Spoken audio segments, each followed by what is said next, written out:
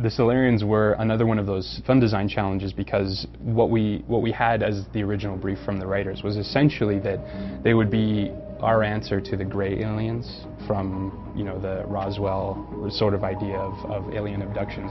To try to design an alien that looked like it would have been the true explanation for that when you met them. So we had the big eyes, and we really were playing around with just that exaggerated classic silhouette of the big eyes and the gray skin. The Solarians were like warrior poets, that they had a higher, more refined sense of culture than some of the other aliens, because we knew between both the Turians and the Krogans, those were going to be very warlike races. So we wanted a race that was more, not less dangerous, but just more peaceful about it. And so trying to get a sense of that. The big black eyes help with tranquility and just that sense of alertness.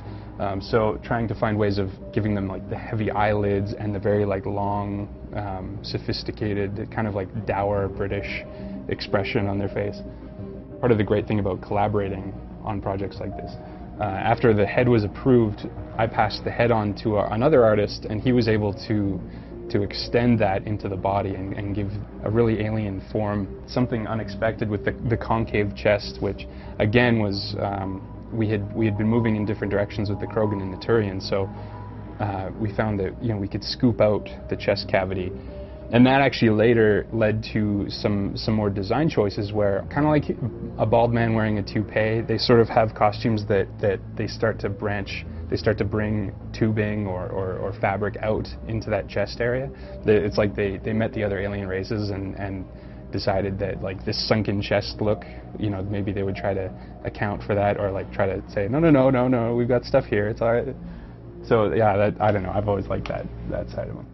In designing Morden, these are some sketches by Ben Hewen, and these were exploring the idea of a field medic, or a scientist that was very, very experienced. And so being able to, again, you can see some of the chest filler areas because he's concave.